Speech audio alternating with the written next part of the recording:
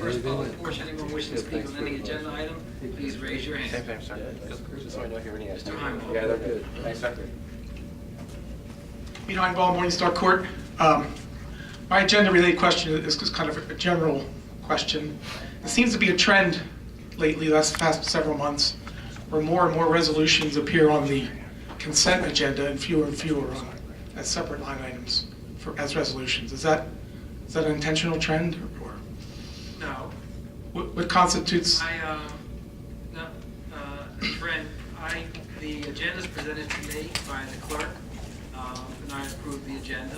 There are some items that we have that are not on the consent agenda, Right. but all the background information is on the board. It's also included online as well. So no intentional, it's just there's certain things that are consent agenda. There's some things that we take off the consent agenda that we individually vote, but each council member reviews it, the public can review it, there's nothing to hide, Mr. Heimel. I was just asking if there was No. this was an intentional trend or just my observation. Okay, thank you. Yes. Anyone else? Seeing none, we'll close the first public portion. RFQs. RFQs for environmental engineer.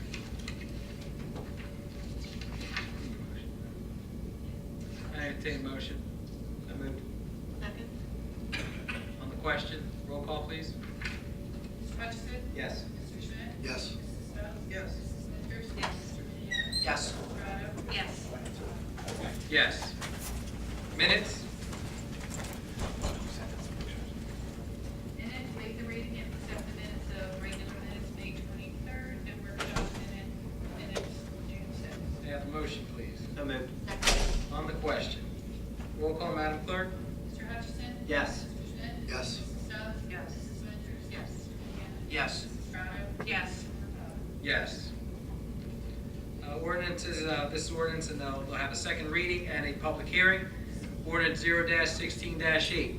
Ordinance amending Chapter 65A of the Code Book of the Township of Gloucester entitled Park Rules and Regulations of the Code of the Township of Gloucester. There's some additional work that has to be done on this ordinance, so I would like someone to make a motion to pull this off. We'll table it until that has been reworked. Move the table. Is there a second? Second. On the question. Madam Clerk, roll call. Mr. Hutchison? Yes. Mr. Schmidt? Yes. Mrs. Stubbs? Yes. Mrs. Winters? Yes. Mr. Minio? Yes. Mrs. Strato? Yes. Mr. Mercado? Yes, the table. Ordinance 0-16-09, ordinance amending Chapter 70 of the Code Book of the Township of Gloucester entitled Smoking Regulations. This also, we discussed at our workshop. We wanted to come back and make some changes to this ordinance. So I also entertain a motion to table this ordinance. So moved. Second. On the question. Madam Clerk, roll call, please. Mr. Hutchison? Yes. Mr. Schmidt? Yes. Mrs. Stubbs? Yes. Mrs. Winters? Yes. Mr. Minio? Yes. Mrs. Strato? Yes. Mr. Mercado? Yes. Ordinance 0-16-10 is ordinance amending, revising, and supplementing the code of the Township of Gloucester to authorize a pilot program entitled Backyard Chicken Pilot Program. This ordinance will allow residents of the township to have backyard chickens as part of a sustainability program, a pilot program that will run for 1 year. There will be 20 licenses issued throughout the township. I believe there were some amendments that our council members would like to add. Yeah, I make a motion to amend this ordinance so as to read 4 to 6 chickens, so it's increasing from 4 to 6, and then to reduce the height of the fence from 6 to 4 feet. So there's a motion on the floor to amend the ordinance where to increase the chickens from 4 to 6 per license and the fence from 6 to 4 feet. Is there a second? Second. Madam Clerk, on the question to amend the ordinance. Mr. Hutchison? Yes. Yes. Yes. Yes. Strato? Yes. Yes. Now to the public hearing for the ordinance with the amendments. Anyone wishing to speak, please raise your hand. Seeing none, We'll close the public portion. I entertain a motion to accept the ordinance as amended. So moved. Second. On the question, Madam Clerk, roll call, please. Mr. Hutchinson. Yes. Yes. Stubbs. Yes. Mr. Ventures. Yes. Mr. Minio. Yes. Mrs. Strato. Yes. Mr. Mercado. Yes. Next, we have a resolutions consent agenda. It's broken up into two sections, so I'm going to take resolutions 160 to 169. If any member of council would like to remove any of those resolutions, please speak up. Hearing none, I entertain a motion for the consent agenda, 160, resolution 160 to 169. I'll make that motion. Thank you, Mr. Second. Hutchinson. Thank you, Mrs. Strato. On the question, roll call, Madam Clerk. Mr. Hutchinson. Yes. Mr. Smith. Yes. Mrs. Stubbs. Yes. Mrs. Ventures. Yes. Mr. Minio. Yes. Mrs. Strato. Yes. Mr. Mercado. Yes. Next, we have our consent agenda. These are liquor license renewals, and there's three types of categories. Club liquor license, which is your VFW or your club or post. There's a retail plenary license, which is Roger Wilco or Canals. And then the consumption ones are your restaurants, such as Applebee's, for example. So I entertain a motion for the consent agenda of liquor license renewals 170 through 191. So moved. Second. On the question. Roll call, Madam Clerk. Mr. Hutchinson. Yes. Mr. Smith. Yes. Mrs. Stubbs. Yes. Mrs. Ventures. Yes. Mr. Minio. Yes. Mrs. Strato. Yes. Mr. Mercado. Yes. Madam Clerk, do we have any GT Gov access emails?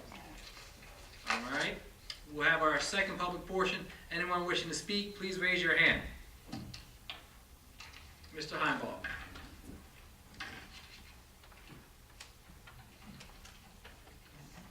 It's Pete Heingold, Morningstar Court. I have a handful of questions that are sort of regarding the energy aggregation. There's sort of a compilation of questions that have been asked of me over the last week or so, or days, and I didn't have the answers. So I sort of compiled them and I'm going to ask a few tonight. The general concept of third-party suppliers, like Tri-Eagle, they're more or less, they don't generate energy. I'm sort of asking this in the form of a question, but wording it in the form of a statement. They don't generate electricity or distribute electricity in any way. They just trade electricity, right? They're like middlemen. Is that a? Yes. So they're don't really add to the supply chain. They insert themselves into the supply chain, but have to extract their profit margin. So my question, this is one of my questions, wasn't one that was asked of me, is how is this model sustainable over a longer period of time, where we have the electric generators, that generate the electric, we have the distributors, we have the customer, and now we're inserting these third-party suppliers who don't add value except you have to cover their overhead and they take a profit margin. Maybe in a one-off situation, a 6-month contract or even a 14-month contract, maybe they can save you a penny, less than a penny in this case. But in the long term, how is this a sustainable model, sustainable economic model in the long run, where you're just inserting a new party into the supply chain that doesn't add value to that chain? On behalf of the supplier or for a resident? Because if it's for the residents, with 10,000 AC electric residents in town, it's approximately a savings of $81 annually. And for PSE&G, I think $80 or $81 as well annually. So the model for whom? The residents or how? For the viability of an electricity supply, I'm more asking a high-level general question. I'm talking about a viability. High level, okay. Well, you're in electricity business now, whether you like it or not, so. Well, we have an opportunity to save our residents money, Pete. For a 14-month period, then potentially, I mean, but maybe not. What if, let me ask some more questions then. How does the New Jersey Board of Public Utilities set the electricity supply rates for the utility, for example, for Atlantic City Electric? How does the Board of Public Utilities set that rate on a month-to-month basis? Do you know that? No, I couldn't tell you that, Tom. No, but they have said it, for example, for ACE, it's 10.7 cents per kilowatt hour, and for PSE&G, it's 12.8 cents per kilowatt hour. Yes. So they would have to go back to, ACE and PSE&G would have to go back to the Public Board of Utilities to get a rate increase if that's what they so desire. Once we lock into the lower rate, which is, you're correct, it's about a penny cheaper.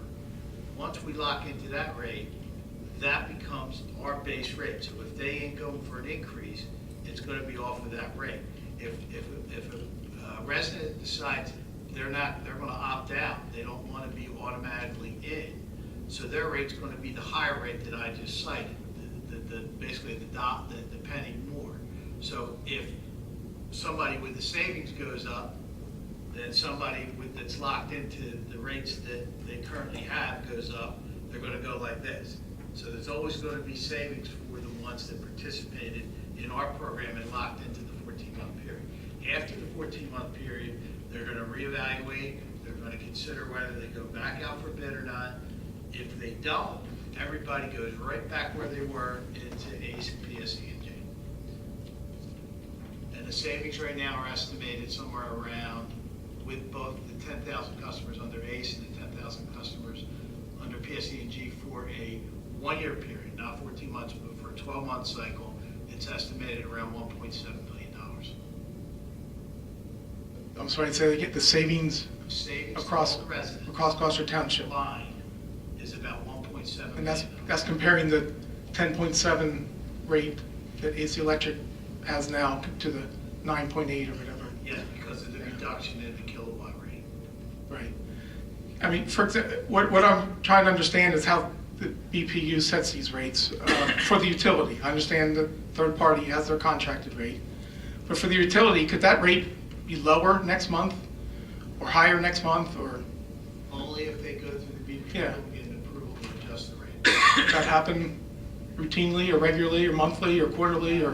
No, I don't foresee it.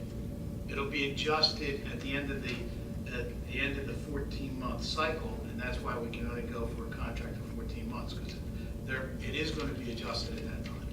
What it'll do, whether it goes up, down, stays the same, I don't know.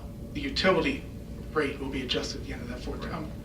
So this third-party supplier, where the contract ends next October or something, that's the same end date for this set rate for the utility? They both have the Yeah, same, that's my they both have the same end date That's for my a understanding. potential adjustment afterwards. Okay.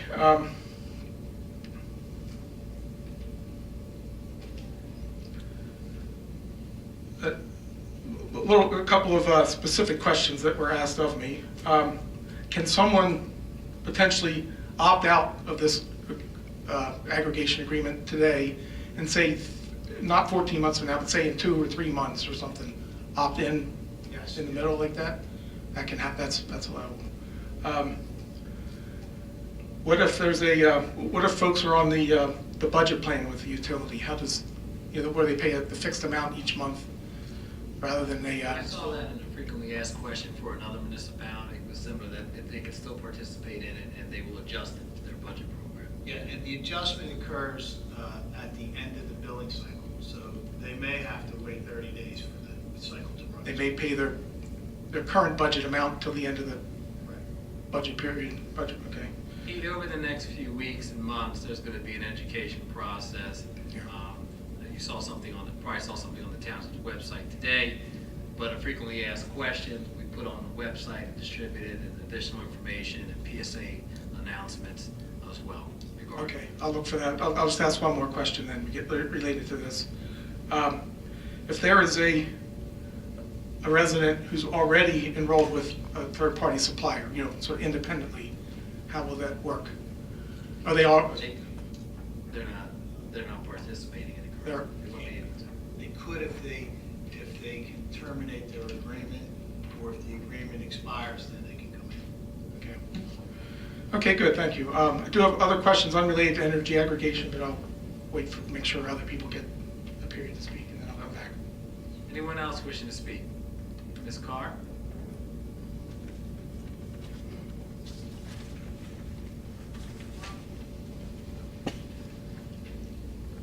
One second, we have Mrs. Carves. Oh, you go.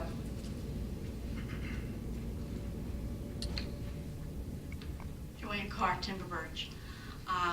One other question about the aggregate. You said about the education going on. I know it was in Patch, and I know it was in the Courier Post. How are you going to get those tough people who don't get the newspaper or have an internet, whatever? What other means are you going to use to educate them that this is coming along? Well, I would imagine it would be in the township newsletter. Okay. That goes out. Think about the marketing that was done for recycling. Right. I think that there was a lot of communication that came out to our residents regarding recycling and single stream. I would imagine that same type of effort we put into this program as well. I was just thinking of the seniors who are kind of like, you know, they're not paying for a paper anymore, they don't have the internet, you know, some of them. Some of them are far ahead of me. Okay, change of subject. I've come before you several times about the school system, and they're having a low rating, and how you can help, how you can get involved and help. This is something that's connected with that. In our Catholic Star Herald, I don't know whether some of you have gotten this, maybe you read it this past week, and it says Catholic Schools, Governance and Leadership. Governor Christie has an opportunity to sign a bill for funding for non-public schools. And it helps our schools, it helps our Catholic schools and other schools in the areas that they need. But it's also helping the township, because if people can't afford to send their kids to non-public schools, they're going to go to the public school. And that's another $19,000 per student that we're taking on. Okay, there were 4 items here that they were looking to equalize. One, the school security aid. The plan for 16-17 includes no allotment for non-public school students. They recommends restoration of the current $25 per student, which is significantly less than the $144 allocation that public school students have. Just trying to make it fairer. The next one, I had come to you before about, and it's the transportation. The amount of money that Gloucester Township school system spends on transporting kids to non-public schools is $880. But it hasn't been increased in so long, they can't get a bus company to agree to a contract for that. So what they've done in turn is they just give the money to the parents. Well, that's all well and good for some, but there are others that they still can't get their kids to school. We're looking to see about getting the amount of money increased so that they can afford to get a contract and everybody can get on a bus and go to school. And as I said, the more issues that are put in the way of these parents, the more likely they are to take their kids out of Catholic school or non-public school and send them here, which costs us more. It costs us $19,000 a kid, rather than increasing what it would cost just to equalize everything. So I brought copies of this, and I was hoping that you as a council could just send something up to the governor and say, our town needs your support. Can you follow through with this? I want to give it to Assemblywoman Mosquera and Senator Madden, but I was looking for your help as well, just to support our school board in getting what they need to educate all of the kids in the township and not just the kids coming to our schools. Just to address some of the issues you brought up, the busing, well, I'll give you an example. Tonight on the Board of Education's workshop agenda is 2 contracts to bus students to Our Lady of Hope through Holden. So that's set in place, and those parents most likely when I receive a letter like they did last August, telling them there was no transportation available for them. Is that just for Our Lady of Hope, or would that be for John Paul II and Paul That VI? was just Our Lady of Hope there. The Okay. transportation dollar amount that you indicated, $880, that's what parents receive when they send their children to a non-public school. Correct. Transportation, yes, that has not been raised in many, many years, and I know that the Assemblywoman had spoken about that to her colleagues in the legislature last year when this issue arose. The dollar amount that you indicated for tuition for, is that Gloucester Township Public Schools? Well, Because it's saying basically, Okay, because it's, for elementary schools, $12,790 a student for regular education. Of course, that escalates when it's special education. And for a middle school student, $12,666. And that includes their tuition and transportation. Now, but if you have a family pulling out, you could have 2 or 3 kids coming, which bumps that expense up to our board. Does not include like fixed costs? I mean, if you do, I mean, to add another student into the school population doesn't mean No. you're gonna raise the school taxes No. by $12,000. That just means that, you know, the variable costs might go up a little bit, but the fixed costs are gonna remain the same. Am I right, Tom? I remember when Our Lady of Grace was merging and different things were closing. And I remember you guys having a meeting in the side room, and Glenn was there, and he was saying, what are we gonna do with all these kids that are coming here? Because it merged and they weren't staying there. It's just another added expense. I don't know the exact dollars amount, I'm just quoting what was in the newspaper. But I thought, if you want things equal for everyone, then, you know, it would make things a lot easier for everybody involved. And I would appreciate your support in backing it. Okay? We'll take a look at what you have. Thank you.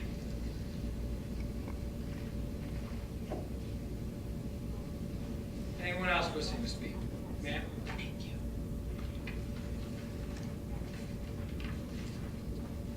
Hi, good evening, everybody. I'm Lynn Rosner, and I'm from Camden County Department of Health and Human Services. And on behalf of the Health Department and Tobacco Free for a Healthy New Jersey, and the support of Camden County Cancer Coalition and American Lung Association, I would like to thank Gloucester Township's Mayor, the Council, and the Chief Earl for considering and supporting smoke-free areas that benefit the residents and children of Gloucester Township. And just in advance of that, when these kind of ordinances are passed, it actually helps change the social norms about tobacco for future generations. And once this ordinance, if it does come to pass, through grant funding from New Jersey Department of Health, you would be eligible for free signs to cover whatever areas you have that would cover this ordinance. And once this occurs, it will bring Camden County to 16 out of our 37 municipalities that will have smoke-free ordinances. That will bring us up to very close to half. Thank you so very much. Thank you, Ms. Ross. Anyone else? Mr. Heimbaugh? Pete Heinball, Morningstar Court. One follow-up to the aggregation. I heard there's going to be a sort of a campaign to present information to media and things like that. Is that, Yes. Correct? Yes. is that the township funding that? The aggregator, Tri-Eagle will be funding that. No. No. Energy will be funding that. I'm sorry, who? Good Energy is the third-party supply. Oh, I'm sorry. No, they're the company that put the bid specs together to go out and solicit the bids for us. No. So they get a, And they were contracted through Middlesex Regional School oh, District. that's who was involved Co-op. 2 years ago. They were involved. Right, so Yeah. they're approved through the state to do what they're doing. Okay. Another topic. Has anyone heard of the firm Brahim Properties? It's a real estate developer out of Philadelphia. B-R-A-H-I-N, Brahim Properties. Okay, they made a political donation to one of the mayor PACs in the first quarter of this year, and just wonder if there's anything in the works doing business with them, our township doing any business with them, since I know this was a first-time donation, from my reckoning, from them. Just wondered if there's anything in the works with this real estate company, with the township, that anyone knows of. No? Does anyone know of any real estate? I know nothing. Never heard of them. Perhaps you can, if you find something, you can tell me, Pete. Find something with what? With their involvement in the township, you Yes. mean? Okay. All right, I will then. All right, thanks. I don't have anything at this time. All right. That's why I was asking. Anyone else? Yes.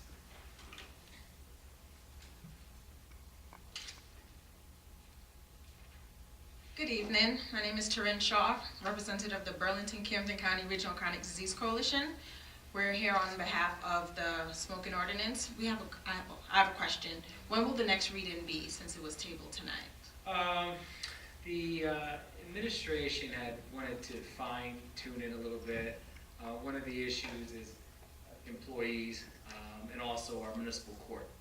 If you come here on a Tuesday or a Thursday, and we have people who are in municipal court that are taking a break from the court proceedings, they immediately go out. I don't want to say majority of them, but there are people who smoke. And then there's a concern about our own employees here about smoking and where they would smoke, if there's a designated area. Dave, anything else that? No, that's basically why the administration said, let's hold it so we get administrative control of those two circumstances. Okay, so, And maybe, and Ms. Rosner, maybe yourself, if there's recommendations that you could forward to us. I used to work in higher ed, and the campus that we were on, there was certain areas that were allocated for smokers. Ms. Rosner, you want to come up along with her, since you raised your hand? We have information of how to do that. So your question then is, it depends what you're doing. You're doing it for the parks itself or all premises? All parks and municipal buildings, all municipal property, Okay. township property. So we can send you information on that, but usually when that is, that if you're doing all property, that means there's no smoking. We did that down at Camden County Department of Health and Human Services in our Blackwood office down in Lakeland, and so our employees don't smoke. They want to, they go outside of whatever that campus is. Or they They're jump doing in their their car breaks. and drive down the street and then come back. Something like that. Something. Because we're really looking at the smoke, not the smoker. So we didn't tell our employees not to smoke. What we did, we said we don't want smoking on the premises. We're a health department. So that's how it was handled in our way down in Lakeland. So we can send you information. Did e-cigs, are they included in the majority of these smoke-free areas? Absolutely, because e-cigarettes are illegal the same way tobacco is. You cannot smoke it in a public building. There shouldn't be any tasting in an e-cigarette place, and there is, I can send you that law, because that was something that was passed as an addendum to the 2006, tobacco laws that were at the state level. So that does include e-cigarettes. Okay. Thank you. So, timeframe, second meeting in the month of July? Yeah, hopefully, the administration, I guess, at our next director's meeting, that might be, in the meantime, for our work agenda in July. We can notify you when we have the second reading. okay, yes. And also, one more question about, are you gonna have another workshop meeting in regards to the smoking ordinance? July, And first Monday of the month. first Monday, and our outsiders, I guess, us, It'll able be to attend? Yes, it'll be a Wednesday, because of 4th of July, so July 6th. Okay, yes, thank you.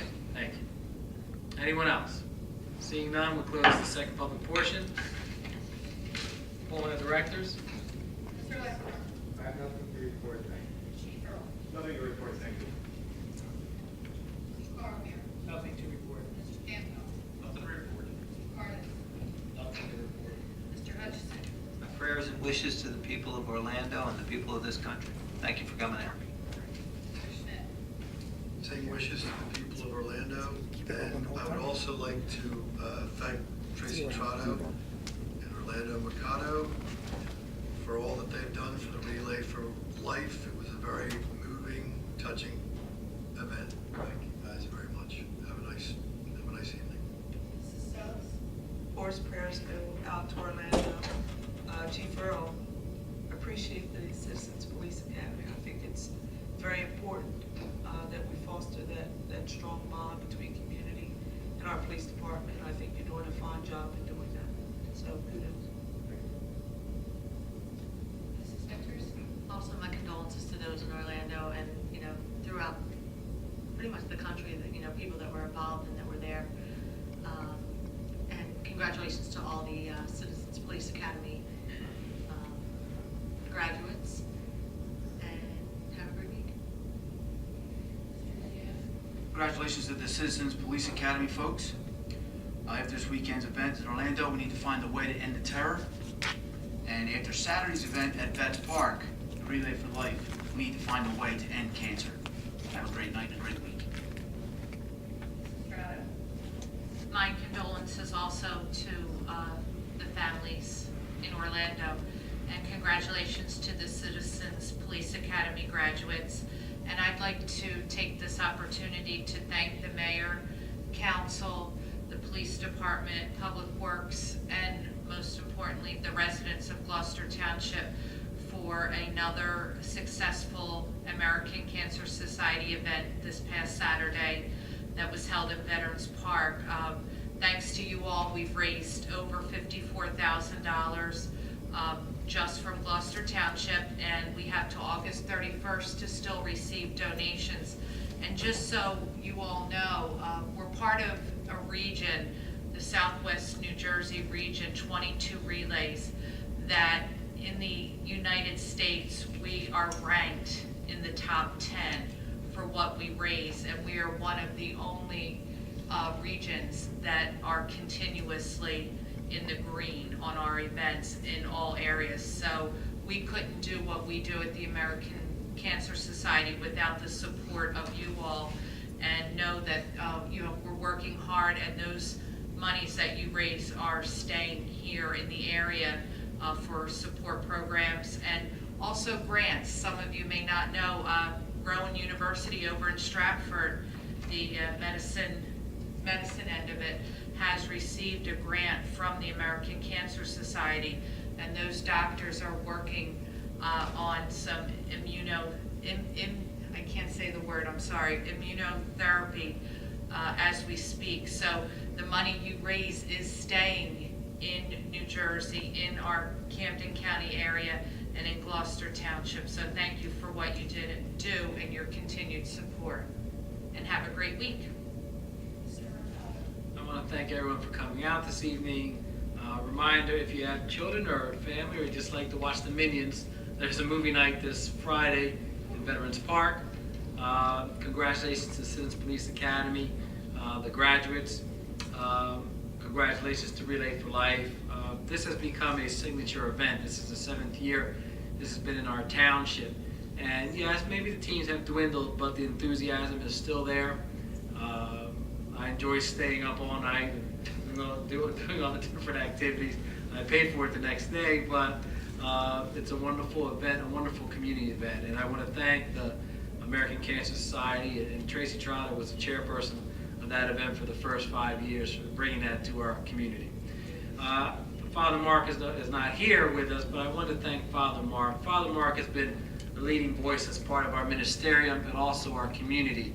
I live right across from St. Agnes in Valleybrook, and there was one particular Sunday where I missed all 3 services at my church at Choose United Methodist. So I said, well, let me go across the street. Church is church, right?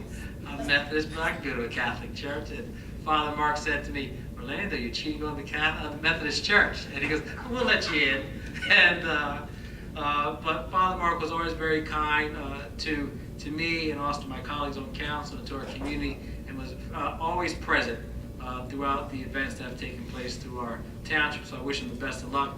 He'll be in Avalon. That's a hard place to live, right? In his new parish.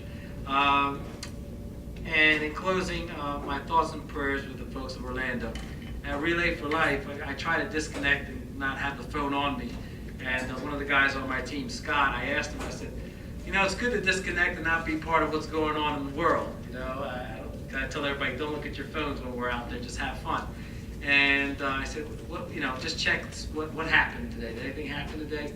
And he said there was a shooting in Orlando. And then you come home and you see all the news reports. And I think in this world we need more love and less hate. And so keep your thoughts and prayers with the people of Orlando.